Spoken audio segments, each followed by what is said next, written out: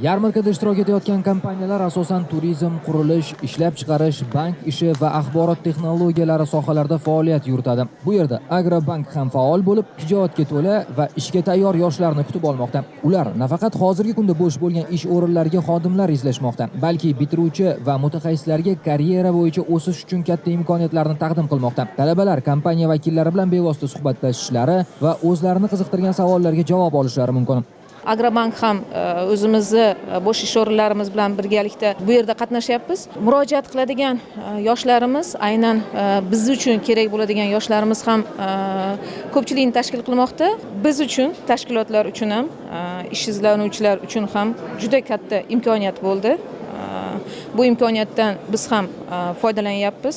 Yarmarkada eng muhimi o'zingizni ko'rsatishingiz. Undan keyin esa siz ishga taklif olishingiz mumkin. Bizga ko'plab nomzodlar tashrif buyurishyapti. Bularning ichidan albatta biz o'zimizga kerakli bo'lgan mutaxassislarni tanlab olamiz.